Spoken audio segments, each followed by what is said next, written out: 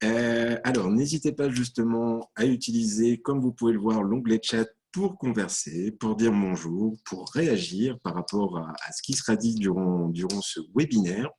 Et je vous invite également à utiliser l'onglet questions-réponses pour justement poser vos questions durant les interventions d'Éric Boel, tissage de Charlieu, ainsi que de Rémi Cognier, donc du groupe Élan Hexapage, que je me chargerai justement de poser directement à nos deux intervenants durant la session. Naturellement, en fin de session, à partir de 11h40, 11h45, vous serez bien entendu invité à poser vos questions en direct. On pourra ouvrir vos micros et votre vidéo si vous souhaitez justement interagir en direct avec nos intervenants. Donc voilà, encore quelques toutes petites minutes de patience avant que l'on se lance dans ce webinaire.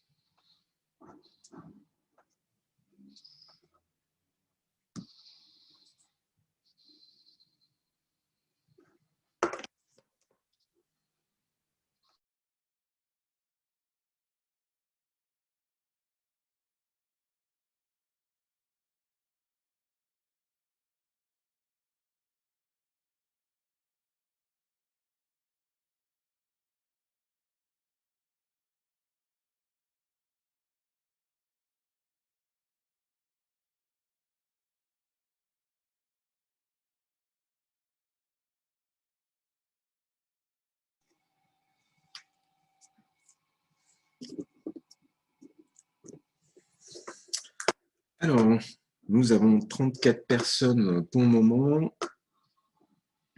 Je vous propose qu'on patiente encore 2-3 petites minutes, au cas où il y ait quelques retardataires ou au cas où la visio précédente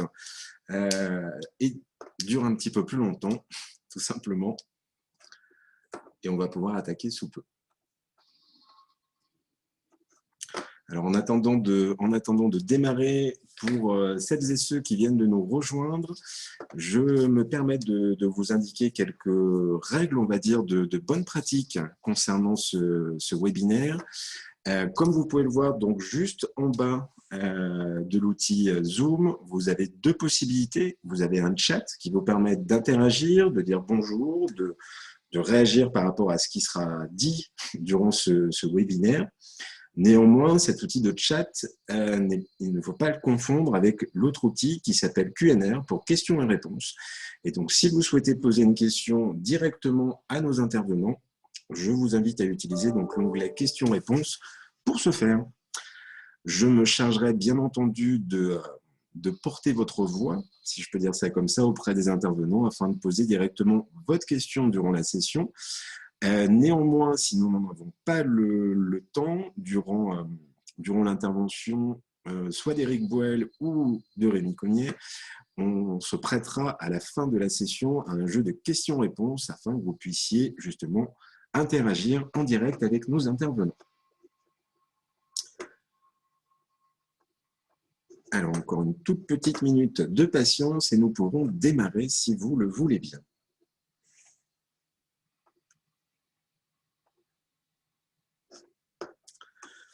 Qui plus est, je vous prie de m'en excuser par avance. Nous avons quelques petits travaux autour de nos locaux, ce qui pourra peut-être occasionner un tout petit peu de bruit, et j'espère le plus minime possible. Mais je vous prie de m'en excuser par avance.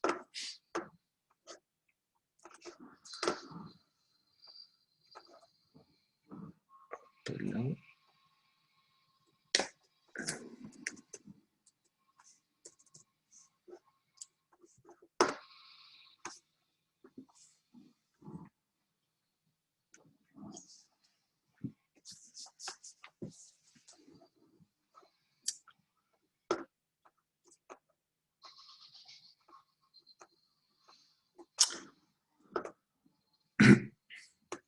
chers Eric et Rémi, je vous propose que nous démarrions ce webinaire, si vous êtes OK pour le faire. Avec plaisir.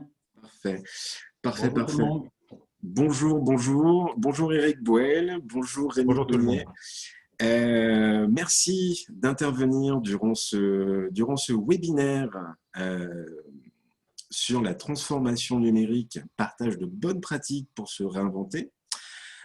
Aujourd'hui, je ne vous cache pas que c'est une date quand même assez particulière. Nous sommes le 4 février 2021, date à laquelle nous devions normalement organiser en présentiel la 7e édition du Salon L'Instant Numérique. Comme vous le savez, depuis pratiquement un an maintenant, nous avons quelques difficultés et contraintes, on va dire, pour se réunir, pour refaire de l'événementiel, etc.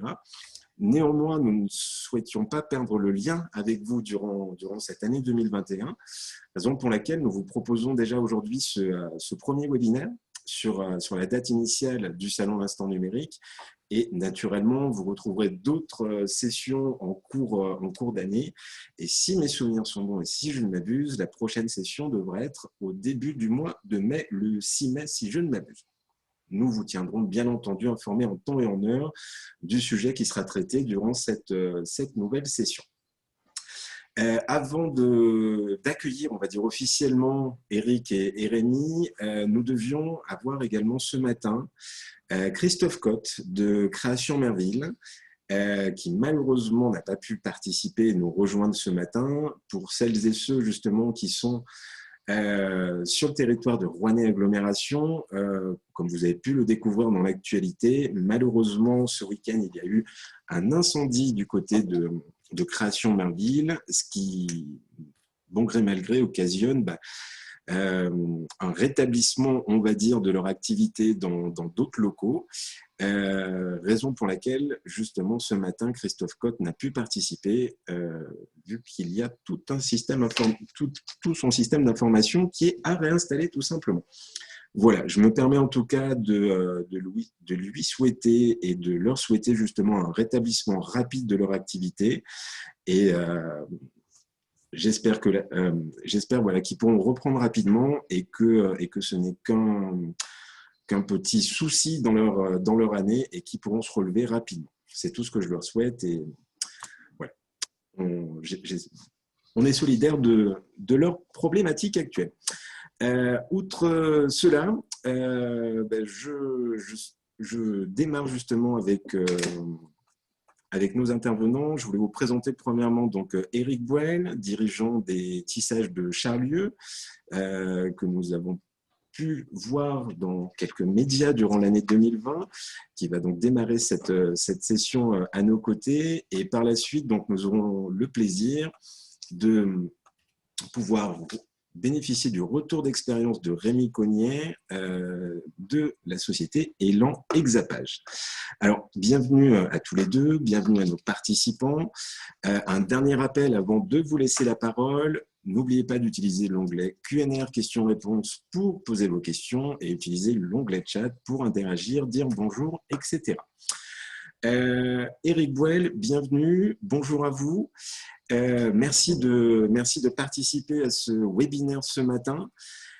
Alors, tout d'abord, une première question pour vous. Eric Boel, les tissages de Charlieu, vous avez été un des acteurs justement durant l'année 2020 qui a été mis en lumière médiatiquement sur le premier semestre, notamment par rapport à votre activité et par rapport à la problématique des masques que nous avions justement au début de l'année 2020.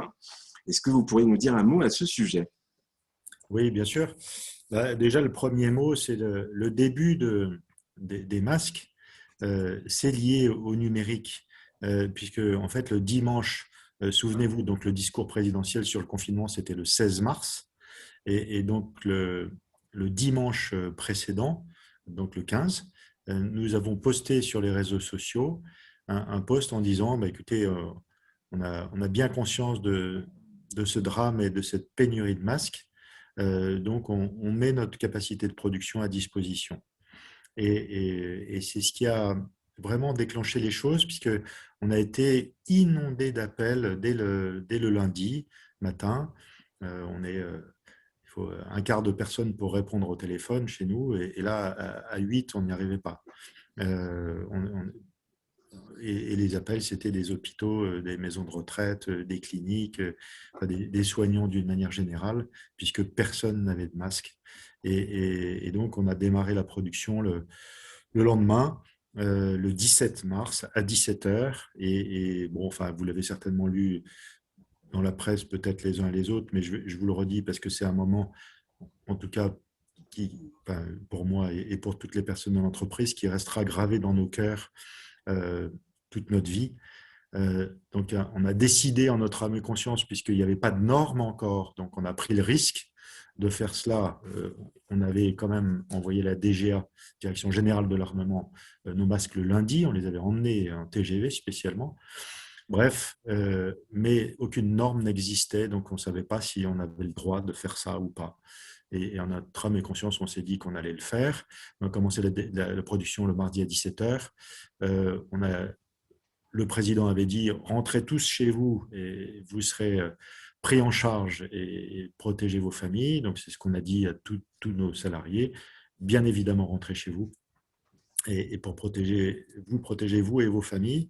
Mais on va mettre en production pour dépanner le plus de gens possible. Donc, ceux qui ont envie de venir, venez nous donner un coup de main.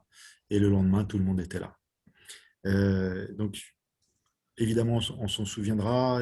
Souvent, on dit les Français, ils veulent rien foutre, les gens, ils veulent pas bosser, etc. Mais quand, le cœur des gens, quand on fait appel au cœur des gens, et je remercierai jamais assez notre équipe et tous nos collaborateurs d'être venus et d'avoir mis leur trip sur la table et d'avoir fait ça, parce que on a bossé 7 jours sur 7, 24 heures sur 24, et on a fait 15 millions de masques, et on a pu dépanner plein de gens, et on est heureux de ça. Merci pour cet élan de solidarité Ouais. et justement d'action que vous avez pu faire face justement à cette situation synonyme d'adversité. Justement, comment s'est mis en place en interne justement toute cette modification, cette transformation de vos outils de production pour vous adapter à cette nouvelle demande? Alors, j'ai bien compris que vous aviez une totale approbation de vos équipes, et je les en remercie également. Néanmoins, comment vous avez dû transformer peut-être votre activité, peut-être mettre une partie de votre activité de côté au profit d'une autre, etc. Comment s'est passée cette transformation justement en interne? D'abord, on a tout arrêté. On a appelé tous nos clients pour leur dire que on ne pourrait pas les livrer et qu'on allait faire des masques. Et ils ont tous accepté. Ça, c'est sûr. Le deuxième point, vous voyez, quand vous dites comment vous avez organisé ça, etc., enfin, ça n'a pas du tout été descendant. Ça n'a pas du tout été une quelconque organisation, si ce n'est le cœur de chacun d'essayer de dépanner. Et chacun, 100% des gens qui étaient là se disaient qu'est-ce que je peux faire pour aider? Comment est-ce qu'on va transformer cette activité avec notre bon sens, avec notre agilité, avec ce qu'on sait faire? Et concrètement, moi, je pensais qu'on mettrait 15 jours à transformer notre activité, tous nos métiers, etc., pour les basculer en masques, et qu'on ferait tout mouillé de chaud, 100 000 masques par jour. On était à 100 000 masques par jour en 48 heures. Et la semaine d'après, on était à 200 000 masques par jour. Bon, évidemment, pour ceux qui ne connaissent pas le tissage, ça ne veut peut-être rien dire, mais vraiment, j'étais ébahi de la rapidité avec laquelle tout ça s'est fait. Et tout ça, ça veut dire quoi?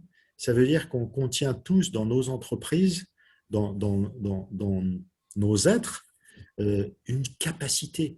Si jamais on met notre cœur sur la table, une capacité qui est phénoménale, et que les entreprises, la meilleure organisation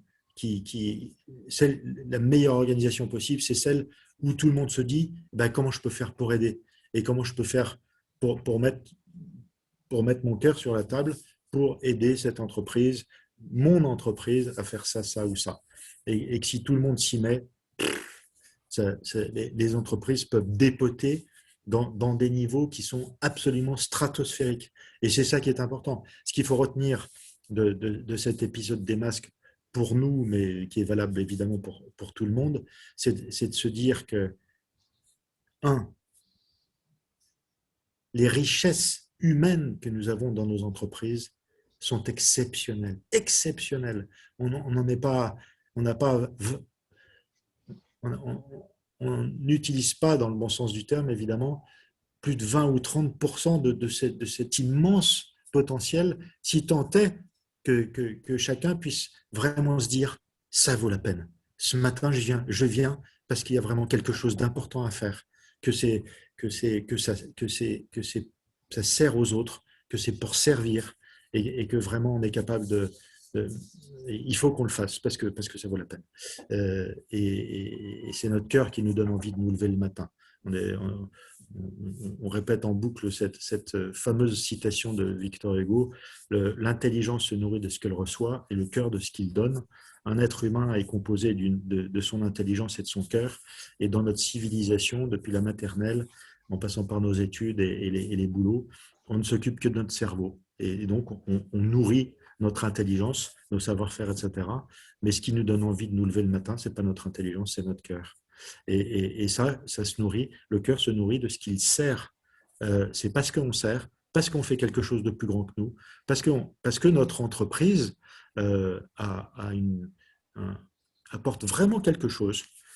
C'est là où tous les gens qui travaillent dans cette communauté que forme l'entreprise, ça leur donne du sens et que ça mobilise au-delà de leur intelligence et de leur savoir-faire, le savoir-être ensemble et leur engagement. Parce que s'il n'y a pas d'engagement, on vient bosser pour avoir un chèque à la fin du mois, mais ça ne nourrit pas un homme, ça ne suffit pas. Tout à fait, je suis tout à fait d'accord avec vous. Effectivement, le sens dans le quotidien a toute son importance et d'autant plus dans une situation qui est suivie par toutes et tous. Donc, merci à vous, à vos équipes, justement, d'avoir œuvré dans ce sens-là, justement, pour apporter peut-être un petit peu plus d'agilité et de capacité à produire, comme vous disiez, Eric, justement, comparé à une information, une organisation qui est plutôt descendante. Durant l'année 2020, si je ne m'abuse, vous avez aussi été mis, si je peux dire ça comme ça, sur le devant de la scène. Il semble me souvenir d'un fort traitement médiatique, autant sur la presse papier que du côté de télévision. Aujourd'hui, est-ce qu'il y a des effets de cette mise en lumière? Est-ce qu'il y a d'autres choses qui se décomptent aujourd'hui et qui vous permettent, on va dire, de continuer à utiliser justement cette mise en avant? Oui, oui, bien sûr. D'abord, cette énergie de notre entreprise, de notre petite communauté humaine, elle est forte, elle est féconde, elle bouillonne d'énergie. Et c'est ça qui est important. Alors, effectivement, cet épisode du masque, c'est fini. Il y a des masques qui viennent de partout, de France, et très bien. Mais bon, beaucoup de Chine et du Vietnam, ça c'est moins bien. J'ai rien contre les Chinois et les Vietnamiens, bien entendu. Mais on pense que, et c'est un drame, que notre pays est profondément désindustrialisé, qu'on a abandonné cette idée qu'on était capable en France de produire ce que nous consommions et ce que nous consommons. Et notre grand combat au tissage de Charlieu, c'est de prouver que nous sommes capables de fabriquer en France des textiles qui sont accessibles au plus grand nombre. Ce n'est pas parce que c'est fabriqué en France que ça coûte nécessairement 10 fois le prix, qui soit créatif, qui contribue à décarboner notre filière, qui, comme chacun le sait, est une filière l'une des plus polluantes de la planète, mais parce que c'est fabriqué dans des pays avec une énergie fortement carbonée, qui contribue à l'économie circulaire et à créer des emplois. Et donc, nous avons été accompagnés, et ça, je pense que notre notoriété liée au masque a été importante aussi, mais c'est la qualité de notre projet qui a fait qu'on a été accepté dans le cadre du plan de relance et que nous travaillons depuis 2 ans sur des robots de confection qui vont nous permettre, en plus des activités actuelles qui nécessitent de la confection. On ne va évidemment pas supprimer d'emplois, mais en créer. De faire 12 millions de sacs de caisse de supermarché. Vous savez, les sacs que vous avez en caisse quand vous avez oublié votre cabas, vous avez les cabas qui vous permettent de mettre vos courses. Donc, de rapatrier en France, on ne fait rien à l'étranger, hein, mais actuellement, tous ces sacs de caisse que vous achetez, ils sont 100% fabriqués en Asie. Donc, l'idée, c'est d'en rapatrier 12 millions, fabriqués à Charlieu, et le tissage et la confection, ce qui va permettre de créer 46 nouveaux emplois et ce qui va permettre d'économiser 48 000 tonnes de CO2. Et ça, c'est important parce que 48 000 tonnes de CO2, pour info, à Rouen, il y a 40 000 habitants, et ben c'est le chauffage pendant un an de 48 000 Français, de 48 000 foyers français. Vous voyez, c'est très significatif. Et ben ces 48 000 tonnes, c'est aussi cette idée de se dire, l'écologie, ce n'est pas une écologie punitive. Si on rapatrie en France de la production, non seulement on va être fier d'être capable de produire ce que nous consommons, non seulement on va créer des emplois, et il y en a bien besoin, et en particulier en ce moment, et en plus de ça, chaque emploi, 48 000 tonnes, 46 emplois, c'est 1000 tonnes de CO2 économisées. Donc, en fait, la meilleure manière d'atteindre les objectifs des accords de Paris et d'être vertueux d'un point de vue environnemental, c'est de produire en France. C'est de produire en France. On vient de terminer une étude faite par le cabinet Cycleco, qui est dirigé par Jérôme Paillet, qui est un conseiller de l'ADEME, docteur en environnement, etc. Le kilo de textile consommé en France, qui est importé à 97,5%, il génère 54 kilos de CO2. Et le même fabriqué en France, c'est 28 kilos de CO2. Donc, et ça, c'est valable dans le textile, mais c'est valable dans tous les secteurs d'activité. Concrètement, on a ce projet qui est plus qu'un projet, puisqu'on a acheté la première machine qui est en cours de fabrication, et on peut tous faire ça. J'imagine qu'autour de nous, il y a pas mal d'entrepreneurs, et on est un pays d'entrepreneurs, et on est un pays où il y a un dynamisme intrinsèque qui est fort. A priori, le plan de relance de l'État, l'État a été étonné du nombre de projets industriels qui ont été déposés. Ils n'imaginaient pas ça. Et aussi de retrouver cette fierté, je répète ça, d'être capable de produire ce que nous consommons. Il y a peut-être effectivement beaucoup de gens qui sont moins motivés parce qu'ils n'ont pas de sens à leur travail. Ils ne savent pas pourquoi ils se lèvent le matin pour aller faire un job. Et bien ça, de se dire qu'on est capable de nourrir, de vêtir, de faire ça et ça pour nos concitoyens, et ben ça vaut la peine de se lever le matin. J'espère effectivement que cette peut-être réappropriation de notre souveraineté, de notre propre capacité à produire, justement, apportera aussi du sens auprès de vos collaborateurs, auprès du tissu économique local. Et je suis tout à fait d'accord avec vous. On a peut-être eu trop tendance par le passé, quand je dis on, c'est la France, à regarder plutôt en dehors de nos frontières qu'à regarder les merveilles qui pouvaient se faire à l'intérieur. Je suis d'accord avec vous. Vous faisiez allusion justement, alors on a pu parler de l'épisode des masques et je vous remercie à nouveau pour votre agilité. D'ailleurs, pour la petite parenthèse, cher Eric Boel, je vous invite à cliquer juste en dessous sur l'onglet chat et vous verrez quelques messages à votre destination. Beaucoup de personnes vous remercient. Donc, je me permets d'en faire la voix et d'en faire écho. Donc, je vous remercie au nom de nos spectateurs. Merci à tout le monde, à tous ceux qui ont envoyé des messages sympas comme tout. Merci beaucoup. Vous parliez justement de se réapproprier des outils de production, de relocaliser la production. Vous parlez notamment de ces fameux sacs de caisse. Est-ce qu'on parle bien des tote bags? C'est bien ça? Oui, c'est ça. Enfin, tote bag, il y a tote bag et sac cabas. Tote bag, c'est plutôt des plus petits sacs qui vont être faits pour mettre des classeurs, des choses comme ça, ou des petits articles. Et puis, il y a les sacs cabas qui sont les sacs de supermarché qui sont plus grands. Donc, ces robots seront capables de fabriquer les deux, bien entendu. Et ça nous permet de diminuer le coût pour se rapprocher du coût asiatique. Évidemment, il faut aussi que ce soit accessible. C'est notre défi de montrer qu'on est capable de faire ça, et c'est bien ce qu'on va faire, et de montrer qu'on est capable de faire ça. Et dès le mois de juillet ou cet automne, vous aurez en magasin dans certains magasins des sacs qui seront faits de cette manière-là et fabriqués en France et également en matière recyclée. Parce que le D'accord. but de tout ça, c'est, quand je vous parlais de nos objectifs qui est de développer l'économie circulaire, dans la fabrication, ce qui est le plus impactant dans la fabrication d'un textile, c'est son cycle industriel, principalement à 70%, et sa matière première, dans le cycle de vie du produit jusqu'à la fin de vie. Et cette matière première, bon, évidemment, le coton, c'est la fibre la plus utilisée dans le monde. Euh, on ne peut pas encore faire pousser de coton en France. Avec le réchauffement climatique, ça va peut-être venir. Enfin, en tout cas, aujourd'hui, on ne peut pas, ou c'est difficile. Mais les champs de coton, ils sont dans nos placards.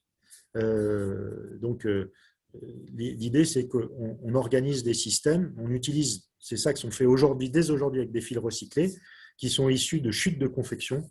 Et l'idée, c'est qu'on puisse faire ça également avec des vêtements récupérés, des vêtements qui ne sont plus utilisés, qui sont en fin de vie, que les gens ont jetés, qu'on puisse les réutiliser pour faire des sacs, pour faire du packaging textile, pour faire des produits. Et ça, c'est ce que nous faisons déjà avec quelques marques. Et c'est quelque chose que nous voulons massifier, que nous voulons étendre, parce qu'on veut fabriquer dans notre pays et on pense qu'on est capable de le faire. Le on est évidemment collectif, il n'y a pas que nous, mais toute notre industrie textile. Et puis, juste un dernier point sur notre industrie textile dont on est très fier. Tout le monde, au moment des masques, était convaincu qu'on n'avait plus d'industrie textile. Et bien, contre toute attente, en 2 mois, il y a eu 15 000 salariés de 200 entreprises textiles qui ont réussi à produire tellement de masques en tissu qu'on était capable de correspondre aux besoins de la nation en 2 mois, alors que personne ne fabriquait de masques 2 mois auparavant. Vous imaginez cette agilité? C'est dingue, c'est phénoménal. Et bon, malheureusement, après, il y a plein de masques qui ont été achetés en Chine et en Asie. Mais enfin, en tout cas, ça démontre que la capacité de notre pays, elle est beaucoup plus grande que ce qu'on imagine. Et on est dans un pays où on n'a pas suffisamment confiance en nous et en nos capacités industrielles, nos capacités d'innovation, nos capacités de mobilisation. Et c'est important, si je peux faire passer un message, évidemment, c'est celui-là.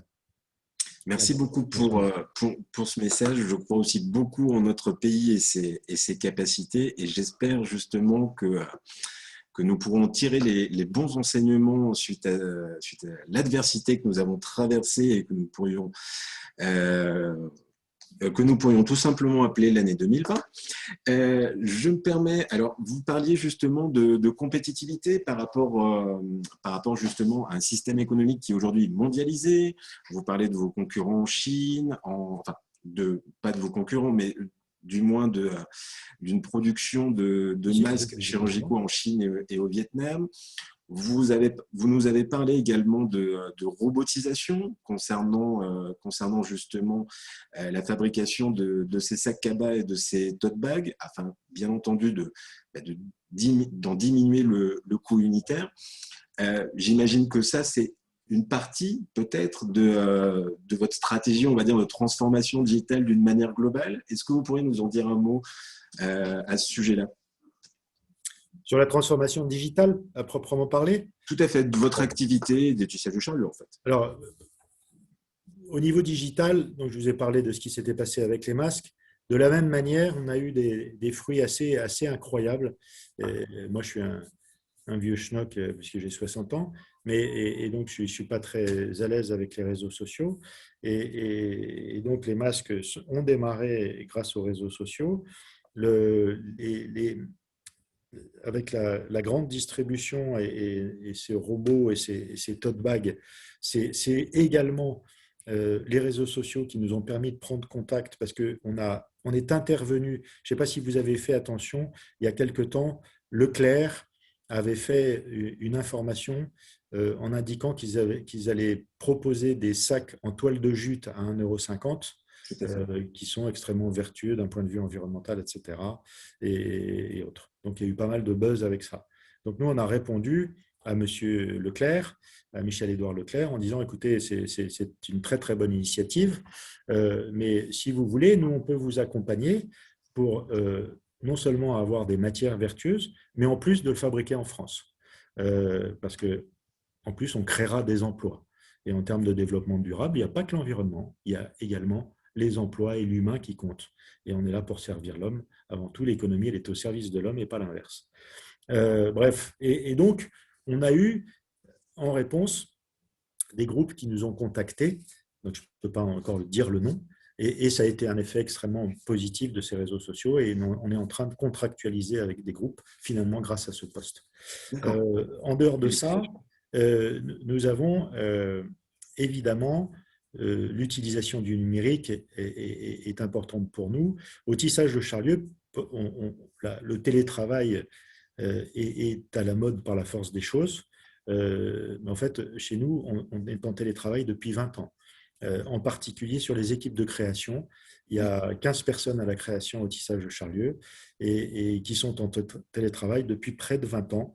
Parce que, évidemment, il y en a qui habitent Paris, il y en a qui habitent Lyon, il y en a qui habitent Saint-Étienne, et que c'était difficile de leur demander, alors qu'elles avaient des familles, des enfants, etc., de venir habiter à Charlieu. Donc, les trois quarts de l'équipe de création sont en télétravail depuis 20 ans. Et ce que je leur ai dit à plusieurs reprises, c'est sans doute, alors ça a une double vertu, si je puis dire, c'est à la fois le fait que ce soit le numérique qui nous a permis de le faire, donc ça c'est intéressant surtout pour le sujet qui nous occupe aujourd'hui, et aussi le fait qu'on soit basé sur une confiance totale et une autonomie totale des équipes de création qui sont en lien direct avec les clients et qui se débrouillent. Personne ne va regarder à quelle heure elles arrivent, à quelle heure elles partent. Elles sont vraiment totalement libres et autonomes dans leur fonctionnement. Et honnêtement, je pense que si nous n'avions pas fait ça, notre entreprise n'existerait plus. C'est-à-dire que cette idée que les rapports humains dans une entreprise, ils doivent être basés sur la confiance et pas sur le contrôle. C'est le socle, la confiance est le socle de la relation humaine. Et la communauté humaine que forme l'entreprise, si le tissu des relations qui sont à l'intérieur de cette communauté sont forts et qu'on se dit qu'on se fait confiance et qu'on compte les uns sur les autres, et ben effectivement, ça change tout. Et dans le sens de ce qu'on fait et tout ça. Bref, je redis un peu la même chose, mais sous une forme différente, et j'insiste là-dessus, ça me semble important. Après, dans le numérique, évidemment, on utilise beaucoup l'informatique. On a aussi un projet important qui a été accompagné par l'État, c'est que nous avons un siècle, on est entreprise du patrimoine vivant, nous avons un siècle d'archives qui sont là. Il y a un tissage sur ce site depuis 1902. Et la plupart de ces archives, elles dorment dans des classeurs et dans des placards. Et ça, c'est pas écologique. Parce que l'écologie, c'est pas uniquement la matière physique, c'est aussi la matière intellectuelle de toute cette richesse que nous avons chez nous. Nous nous devons d'être capables de la partager au plus grand nombre, à des jeunes créateurs, à des gens qui ont envie de faire du textile en France, de faire des marques de confection en France, etc. Et donc, nous voulons mettre en place un libre service créatif qui sera évidemment, qui utilisera le support du numérique, bien entendu, pour pouvoir être diffusé et devenir facile à exploiter, à mettre en œuvre. Le numérique, finalement, nous simplifie les choses, et en termes de communication, et en termes de liens. Et je vous parlais tout à l'heure de relations entre les hommes. Il nous permet effectivement d'accélérer ces relations. Il y a évidemment des effets pervers, mais comme dans toute chose, le numérique, c'est un outil, c'est évidemment pas une finalité, mais en tant qu'outil, et s'il est utilisé pour servir l'homme et le bien commun, évidemment, il est très puissant et très utile. Merci beaucoup Eric Boel, vous m'ôtez les mots de la bouche. Effectivement, le numérique reste bien un outil et prend tout son sens justement avec le facteur humain qui est autour. Merci beaucoup pour ce retour d'expérience rempli de solidarité, de générosité, d'agilité, et merci pour tout ce que vous avez pu faire, autant pour la France en 2020, pour la fourniture de tous ces masques, que pour tout ce que vous mettez en place également au sein de vos équipes et au sein des tissages de Charlus. Merci pour ce retour d'expérience. Vous avez par contre une question qui vous est posée, mais je me permettrai de vous la poser juste à la fin concernant les normes de masques. On va passer maintenant à Rémi Cognet, du côté de Elon Hexapage. Bonjour Rémi Cognet. Bonjour tout le monde. Bonjour, bonjour. Alors, je mets juste la vidéo en vedette. Voilà, parfait. Alors, Rémi Cognet, pourriez-vous, en quelques mots, nous présenter déjà Elon Hexapage? Alors oui, avec plaisir. Alors déjà, un grand merci à Eric pour son intervention remplie d'entrepreneuriat, d'humanisme, de patriotisme. C'est toujours rafraîchissant pour un jeune entrepreneur comme moi. Et ça nous rend, enfin moi, ça m'a rempli de fierté en fait de travailler dans ce bassin géographique et dans ce pays. Donc merci en tout cas pour ces lumières. Avec joie. Merci Eric. Donc Élan en quelques mots, alors pour pas être très long, mais c'est une jeune entreprise de 33 ans, donc créée en 88 par Marc Place et un associé qui s'appelle Juan Zamora.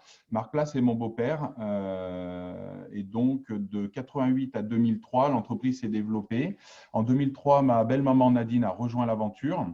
Et en 2014, pour différentes raisons personnelles, Nadine et Marc ont racheté 100% des parts et sont devenus seuls actionnaires de l'entreprise. J'ai rejoint, moi, à ce stade-là, quelques mois plus tard, l'entreprise. Donc, je suis leur gendre. Lucie, mon épouse, a rejoint en 2016. Et là, nous voilà à l'année 2021, année qui est importante pour nous parce qu'on opère la transmission familiale. Et donc, nous sommes en train de racheter l'entreprise à mes beaux-parents. Voilà, l'opération aura lieu en cours d'année. Élan, on est 32 collaborateurs. On a des collaborateurs qui ont 21 ans, d'autres qui ont 54 ans. Donc, on a une mixité des âges qui est très intéressante. Entre autres, pour parler du digital tout à l'heure, on verra que c'est un vrai plus. Et on a, pareil, des anciennetés. On a des personnes qui sont là depuis le début, qui ont 31 ans de boîte et d'autres qui sont arrivées le mois dernier. Donc, ça aussi, c'est très intéressant. Voilà, je peux dire un petit mot sur l'activité, je crois, Michael, c'est ça? Bien sûr, ouais. C'est ce que j'ai demandé. Alors, en quelques mots, pour ceux qui ne nous connaissent pas, la genèse de l'entreprise Élan en 88, c'est la fourniture et la maintenance de photocopieurs. Donc, à l'époque, on parlait surtout, on va dire, de duplicopieurs. On dupliquait les documents plutôt que des photocopieurs. Et les grandes étapes de vie du photocopieur, ça a été l'arrivée de la couleur. Ça a été l'arrivée de la connectique, donc la connexion des photocopieurs au réseau, et donc du coup qui ne servait plus qu'à faire de la copie, mais aussi de l'impression. Et les derniers grands mouvements technologiques, ça a été le cloud. Je vous en reparlerai tout à l'heure sur la digitalisation. Je pense que c'est un élément qui est très important. Donc, Élan a toujours eu volonté à innover et donc depuis 2005 chez Élan, on parle de dématérialisation, donc premièrement de documents parce que c'est notre métier d'origine. Donc en 2005, on a commencé à commercialiser les premières solutions de GED. En 2010, on a équipé nos premiers gros clients, des grosses PME du bassin rouennais qui sont toujours clients d'ailleurs. Et on peut noter que c'est vraiment en 2015 où l'avènement de la dématérialisation documentaire a vraiment eu lieu. Et donc, depuis 2015, comme tout le monde le sait, c'est un secteur en forte progression.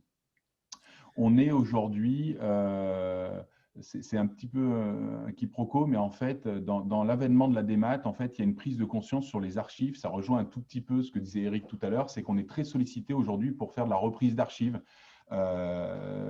Du document papier, pour la plupart du temps, on scanne aussi d'ailleurs du tissu, mais voilà, nos clients sont assez friands, ont goûté à la démat, ont goûté à l'accessibilité des documents facilement et donc aujourd'hui veulent pouvoir aller piocher dans leurs années d'archives aussi facilement que dans la facture du mois dernier. Et donc on opère pas mal d'opérations dans ce sens-là. Dans tous les domaines d'activité, que ce soit notarial, entreprise, association ou administration. Et donc, le dernier né, le métier dernier né chez Élan, et qui a beaucoup de sens par rapport à notre visio, c'est ce qu'on appelle, et qu'on est en train de finir de modéliser chez Élan, tout ce qui est la modern workplace. Donc, on a pris un terme anglais, donc ça fait beaucoup de débats, mais bon, peu importe. Et dedans, on inclut beaucoup de choses qui sont autour des salles de réunion, parce que le télétravail étant très présent, on a besoin de communiquer, et on en reparlera aussi tout à l'heure, l'humain versus la technologie, qui a été aussi présent, il me semble, dans le discours d'Éric.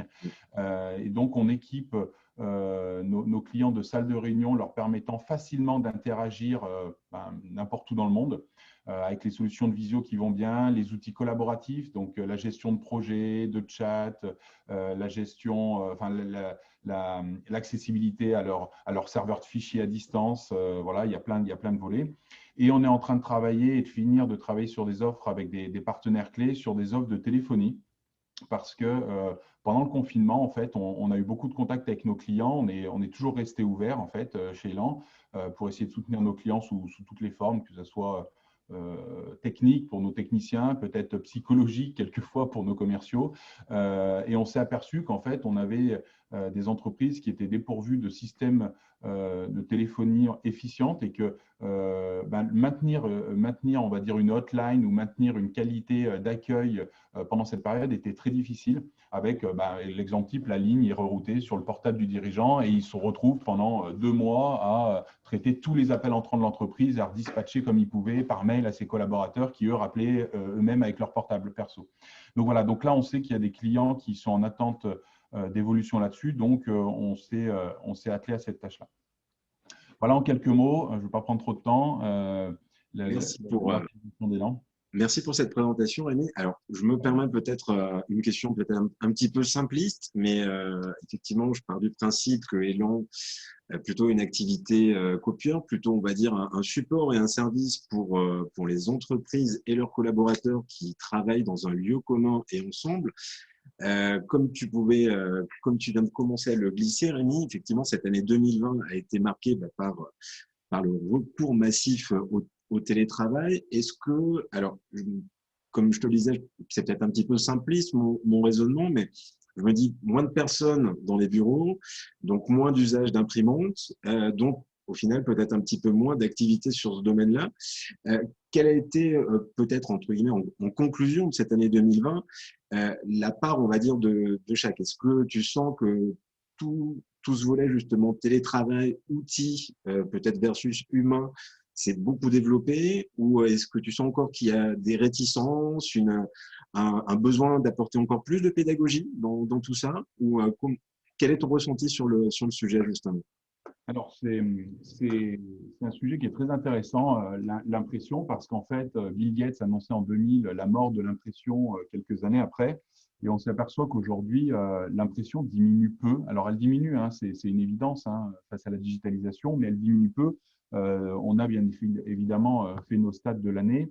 Alors, on a une dépendance à l'impression chez Elan qui est mesurée, qui est importante, mais qui est mesurée par rapport à il y a 4-5 ans en arrière, parce que ça ne correspond plus entre guillemets qu'à 50% de notre chiffre d'affaires. Mais voilà, sur les stats qu'on a sortis en 2020, en fait, on s'aperçoit qu'il y a eu, entre guillemets, seulement 8% de baisse des impressions. Donc, c'est-à-dire que les clients tout confondus ont imprimé 100 millions de pages à la place de 109 millions. Donc, c'est une baisse significative, mais par rapport aux événements que tout le monde connaît, en fait, pas tellement. Pour nous, on l'explique d'une façon assez simple, c'est que c'est peut-être propre à Elan, on a des clients qui sont plus des PME, des ETI, et donc les entreprises ont continué à tourner d'une certaine façon et les impressions se sont transformées souvent en impressions, on va dire, plus qualitatives, c'est-à-dire des impressions couleurs pour des brochures, pour envoyer à leurs clients, pour maintenir du contact. Donc, ça nous a permis de préserver notre chiffre d'affaires quasiment à l'identique sur ce domaine-là. Le transfert au télétravail, alors je reste vraiment sur notre métier historique et l'impression. Aujourd'hui, les constructeurs nous préparent des choses pour en fait amener l'impression facilement au cœur des domiciles de nos clients. Alors, on ne parle pas d'impression grand public pour concurrencer Darty, mais on parle vraiment, aujourd'hui, on est extrêmement sollicité par les chefs d'entreprise de nos clients qui disent, voilà, je me suis fait un bureau à la maison, il me faut quelque chose d'efficient pour pouvoir scanner, pour pouvoir imprimer, etc. etc. Et donc là, nos constructeurs nous préparent des technos avec du jet d'encre, enfin des choses voilà, qui nous permettraient de pouvoir absorber ce marché et d'aller capter en fait, ces pages imprimées chez nos clients. Il y a juste un point de vigilance qui est très important. Aujourd'hui, les photocopieurs sont des vrais petits ordinateurs et donc il y a un sujet qu'on ne maîtrise pas encore totalement, mais c'est la sécurité en fait, parce qu'il y a beaucoup d'acteurs qui prônent le fait de laisser l'impression au sein de l'entreprise parce qu'on est dans un environnement sécurisé et piloté par la DSI. Et quand on va à la maison, le copieur est connecté au PC, qui lui-même est connecté au réseau du domicile, qui lui-même est, on imagine, beaucoup plus vulnérable aux attaques que le réseau d'entreprise qui est normalement sécurisé. Donc voilà, c'est un vrai débat sur l'évolution de l'impression, mais on imagine pouvoir accompagner nos clients chez eux et peut-être faire en sorte de maintenir une baisse de l'impression qui est de l'ordre de 1%, 1,5% par an à peu près, hein, c'est ce qui se passe depuis plusieurs années, pour accompagner petit à petit la transition et la fin de ce marché dans quelques années. D'accord. Merci beaucoup pour ce témoignage. Donc, si je rebondis par rapport à tes propos, Rémi, est-ce que justement l'avenir, c'est peut-être des bureaux tous à la maison, peut-être moins d'espaces de travail à équiper, mais peut-être plus des personnes en fait? Ce serait plutôt ça, la tendance qui se dessine?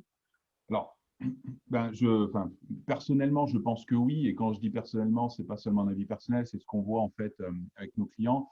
Aujourd'hui, on s'aperçoit qu'on a un taux de rendez-vous qui est pris, par exemple, sur l'équipement de salles de réunion. Alors, ça paraît bête, mais en fait, aujourd'hui, des entreprises qui ont des salles de réunion qui permettent de faire des visios facilement pour les collaborateurs qui ont 21 ans comme pour ceux qui ont 59 ans, ce n'est pas courant. Ceux qui ont des salles de réunion qui sont équipées, par exemple, de gestion présentielle ou pas. C'est-à-dire que est-ce que cette salle est disponible? Est-ce qu'elle n'est pas disponible? Parce que je ne sais pas si les personnes qui nous écoutent ressentent ça, mais chez Elan, on s'aperçoit que les salles de réunion sont de plus en plus prises d'assaut parce que on est trois, on veut faire une visio, il faut qu'on aille dans une salle, qu'on ait une certaine distance, etc. Et on est un petit peu à la course aux salles de réunion. Voilà. Donc, d'ailleurs, le bureau de mon beau-père, quand il sera parti, sera transformé en salle de réunion. Et en fait, on s'aperçoit que nos clients ont besoin d'avoir une meilleure gestion.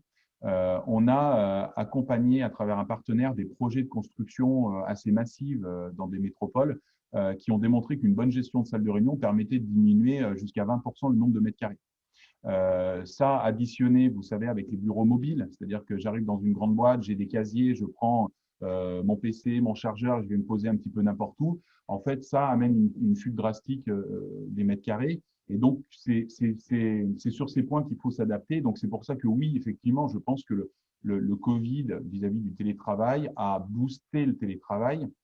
Est-ce que c'est bien ou c'est pas bien? C'est presque un autre débat, mais en tout cas, il a boosté le télétravail et à notre sens, il va en rester des traces sur la façon de travailler, un petit peu comme le fait sur le côté humain de se faire la bise ou pas le matin en entreprise. Voilà, je pense qu'il y aura des traces qui vont rester. Pour compléter ce sujet, parce qu'on est sur un sujet, on est peut-être sur le cœur du sujet, le télétravail, en fait, j'avais préparé quelques notes et je suis dans la lignée d'Eric, alors peut-être avec un peu moins de cœur, parce que du coup, je l'avais préparé, et Eric est quelqu'un peut-être de plus spontané et qui a ressenti les choses ces derniers mois très fortement. Mais en fait, j'avais commencé la partie du télétravail avec le mot humain. C'est-à-dire qu'en fait, pour moi, le plus important quand on parle de télétravail ou de travail à distance, alors je ne parle pas de la vie d'entreprise, bien évidemment, mais le télétravail, c'est l'humain. C'est-à-dire que pour faire en sorte que nos collaborateurs puissent télétravailler, il faut déjà qu'ils aient du sens dans leur mission. C'est-à-dire que si ce qu'ils font tous les jours a du sens, ça veut dire quoi? Ça veut dire que déjà, ils savent quoi faire, ils savent pourquoi ils le font. Et donc, du coup, il y a une génération de confiance qui est inévitable. Et c'est un socle qui est hyper important en télétravail parce que si on n'a pas confiance, en fait, on n'est pas du tout à l'aise avec le concept de télétravail parce qu'on n'a pas la main, on ne voit pas les personnes, on ne maîtrise pas combien de café ils boivent, on ne maîtrise pas à quelle heure vraiment ils commencent, si ce n'est à appeler tous les collaborateurs à 8h02. Mais là, il faudrait quasiment une personne qui fasse que ça. Donc, le premier volet, c'est donner du sens. Et en fait, ce qu'on essaie de faire, nous, avec nos collaborateurs, quand ils sont en télétravail, c'est ce qu'on a fait pendant le confinement, c'est faire des visios, leur donner des lignes directrices, mais leur faire comprendre, leur faire entrer dans les petits papiers d'élan, leur partager la stratégie pour qu'au quotidien, ils aient du sens dans leur mission et que j'ai envie de dire, même s'ils partent le matin et qu'à 10h, ils ont fini ce qu'ils ont à faire, ils savent quoi faire le coup d'après parce qu'en fait, ils ont compris l'objectif suprême de l'évolution de l'entreprise. Donc, pour moi, c'est quelque chose qui est hyper important, faire des fiches de mission claires et que tout le monde soit effectivement responsable et autonome dans ses missions, c'est important. Et du coup, en point 2, qui finalement perd beaucoup d'attrait, c'est juste que la technologie, pour moi, c'est le socle en fait de tout ça. Eric l'a dit, je pense qu'il y a 20 ans, quand ces équipes de créa télétravaillaient, il n'y avait pas la technologie qu'il y a aujourd'hui. et néanmoins, le télétravail fonctionnait sous une forme différente. Donc, ça veut bien dire que le télétravail n'est pas dépendant purement de la technologie. Alors, il n'était pas il y a 20 ans ou moins. Aujourd'hui, il l'est plus parce que voilà, c'est l'évolution naturelle du digital. Mais la technologie reste, selon nous, finalement, qu'un socle à toute cette stratégie humaine qui est mise en place pour le télétravail. Donc voilà, après, nous, les petites clés en interne d'un point de vue technologie, c'est que depuis 2014, où moi j'ai intégré l'entreprise, on a essayé de vraiment travailler à un système d'information qui est accessible en fait et sécurisé bien évidemment, mais accessible de partout. C'est aussi lié à l'ADN de l'entreprise. On a des équipes mobiles, des personnes sur la route, parce que les 3/4 de l'entreprise sont des personnes qui sont mobiles. On a aussi beaucoup accéléré cette démarche en 2019. Alors, on a eu un peu du nez, du coup, avec toutes ces plateformes collaboratives, ces outils de visio, avec cette capacité de partage intensif via un smartphone, via une tablette, via un ordinateur, de l'information dans l'entreprise. Et tout ça dans un environnement cloud sécurisé. Donc, c'est ce que je disais tout à l'heure. Je pense que le cloud est vraiment vecteur et booster de tout ça. C'est la capacité, le cloud, donc d'héberger toutes ces données dans des data centers et de donner et offrir la possibilité à tout le monde d'y avoir accès, on va dire simplement, majoritairement via un navigateur Internet en fait. Et donc ça libère vraiment l'information et ça permet de la centraliser et donc aussi de la sécuriser du coup. Voilà un petit peu les clés. C'est-à-dire que pour moi, le télétravail, il y a vraiment sur l'humain, travailler sur sa stratégie, donner du sens au quotidien. Mais ça, j'ai envie de dire, c'est une problématique d'entrepreneur depuis de nombreuses années. Eric nous a montré comment il avait fait ça depuis de nombreuses années. Et la technologie est finalement que le socle qui va permettre de répondre aux besoins des échanges, quoi. Merci beaucoup Rémi pour ce retour d'expérience. En regardant justement l'heure, je vois qu'il est 12h05 et notre session va bientôt toucher à sa fin.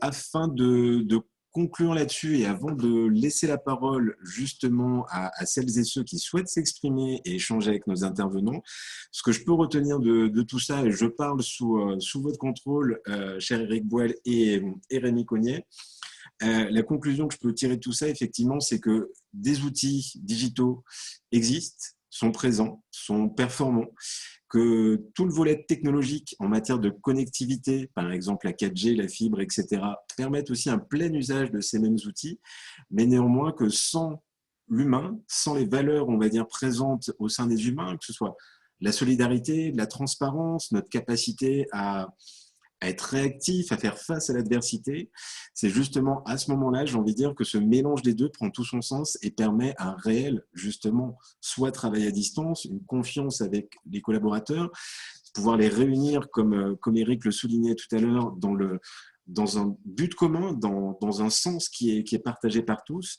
Et effectivement, je suis tout à fait d'accord avec vous. Le digital, la transformation numérique représentent des outils, mais ces outils sont manipulés par des humains. Et si ces humains-là, justement, sont défaillants, les outils le seront aussi. Merci beaucoup, en tout cas, cher Eric et cher Rémi, pour ces témoignages, pour vos élans de solidarité, de générosité, de transparence au sein de vos équipes, ou avec vos clients. Donc, bravo et merci pour ce que vous avez pu entreprendre en 2020. Alors, pour démarrer les questions, on est souvent face à la même problématique qu'une page blanche. Comment commencer? Donc, je vais me faire pour le moment la voix de Madame Agnès Dumas qui vous poser une question à vous, Eric, concernant justement les masques. Et la question est la suivante. Et donc maintenant, avec les nouvelles normes de masques, qu'en est-il de votre production? Alors, on fabrique quasiment plus de masques depuis septembre. Donc, nos normes, on est en catégorie 1. Donc, on a les normes optimales avec des taux de filtration et de respirabilité qui sont au-delà des normes. Mais bon, il y a aujourd'hui une capacité de production qui est importante, tant en France qu'à l'étranger. Donc, on se sent moins utile sur les masques, donc on se concentre sur là où on se sent utile. Voilà, et c'est le projet que je vous ai indiqué tout à l'heure. Transformation, en tout cas, et multiples transformations, si je peux dire, durant l'année 2020. Oui, ça bouge tout le temps. On est plus gêné plutôt parce qu'on a trop de projets que pas assez. Ça, c'est un très bon problème à gérer, j'ai envie de dire. Euh, Pas très si- simple quand même. Tout à fait, ouais. S'il y a d'autres questions, alors je vous propose deux possibilités. Merci aux outils numériques justement qui nous permettent aussi toute cette agilité. Vous avez soit la possibilité d'utiliser l'onglet questions-réponses juste en dessous. Le cas échéant, je vous invite soit à utiliser par exemple l'onglet chat pour tout simplement nous faire un coucou qui nous permettra d'ouvrir votre micro et peut-être de poser votre question en direct, soit à Eric, soit à Rémi, soit aux deux. Donc, n'hésitez pas à vous manifester et ou à témoigner une question si vous le souhaitez.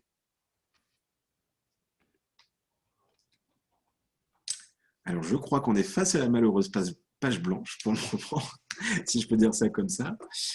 Non, ça ne se bouscule pas pour le moment. En tout cas, peut-être le temps de dire ça, on aura peut-être une question ou deux qui va arriver. En tout cas, merci en tout cas à vous deux pour ce témoignage. J'espère effectivement que ça permettra d'embrayer sur plein de belles choses pour les années à venir, autant sur une réappropriation peut-être de notre souveraineté industrielle, sur notre capacité à produire, sur le fait tout simplement de ne pas se dire, tiens, je vais chercher sur l'intégralité de la planète pour voir s'il n'y a pas un acteur qui peut répondre à ma problématique, alors que bien souvent, il est à côté de chez soi, généralement. Donc, est-ce que, c'est la question que je me pose, j'espère, pas est-ce que, j'espère justement que les enseignements qu'on peut en tirer, c'est que beaucoup de choses, on peut tout trouver en local, en local, alors je dis ça, mais à l'échelle, on va dire, de la région, je pense que toutes les compétences, tous les savoirs sont là. Inutile d'aller les chercher trop loin. On a souvent le bon interlocuteur qui est juste à côté de chez soi, donc autant essayer de le trouver. Peut-être par le biais de réseaux, peut-être par le biais de webinaires comme ce type-là, peut-être par le biais du futur salon L'Instant Numérique qui devrait normalement pouvoir se dérouler au début de l'année 2022. Je ne sais pas encore ce que l'avenir nous réservera parce que je pense que j'aurais tiré ces conclusions-là le 4 février 2020, vu ce qui est arrivé durant l'année. Effectivement, ça aurait été de très mauvaises prédictions.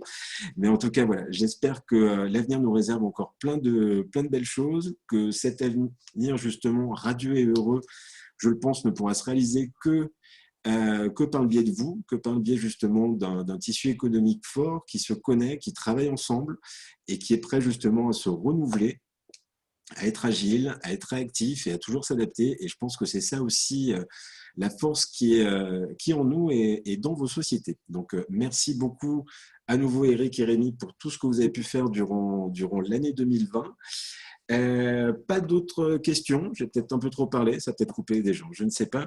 Mais en tout cas, voilà, on arrive à la fin de ce webinaire. Une question de Georges Combi. Je vais me permettre peut-être de le laisser parler, d'ouvrir son micro, histoire d'avoir d'autres personnes que nous. Alors, j'ouvre votre micro, Georges. Bonjour Georges, est-ce que vous nous entendez? Est-ce que vous pouvez parler? Oui, bonjour. Bonjour.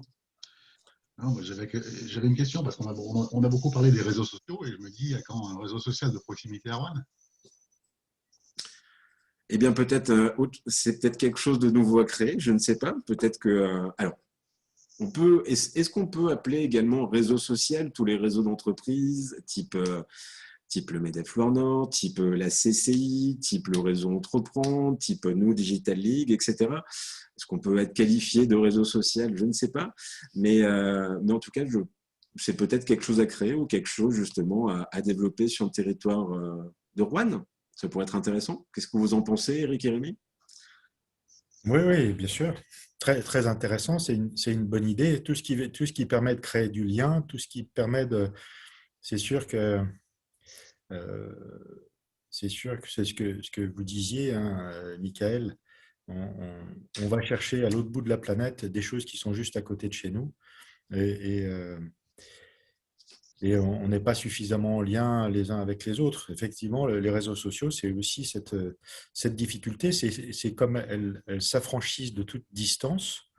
Du coup, ça peut peut-être parfois être un frein à, à une, à quelque chose de plus local. Et évidemment, le local est très, très, très, très important, ça c'est sûr.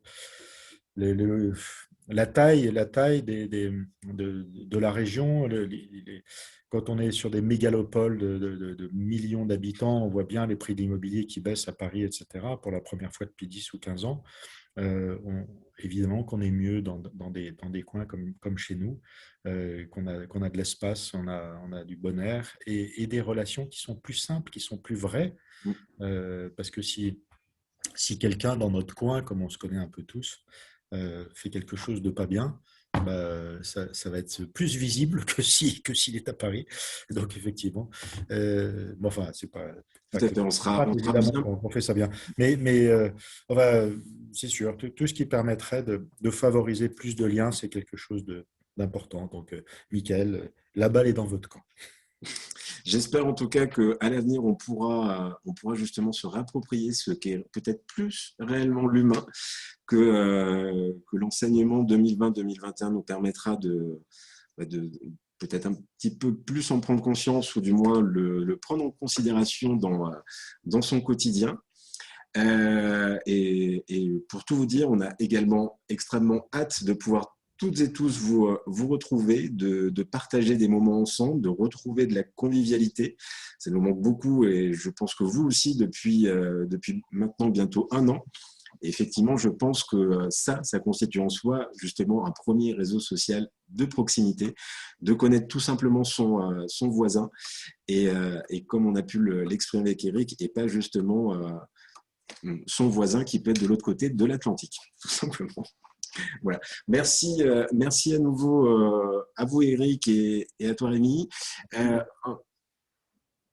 J'ai l'impression de t'avoir coupé, Rémi. Tu voulais peut-être intervenir, dire quelque chose? Excuse-moi. Alors, non, je te disais merci, mais encore une fois, peut-être une petite phrase pour appuyer encore ce que disait Eric. Des faits très, très marquants sur, voilà, Eric parlait de Paris et autres. Nous, les 2 prochains collaborateurs qui intègrent Elan arrivent, un de Paris et un de Lyon. Et ils savent exactement pourquoi ils viennent à Roanne.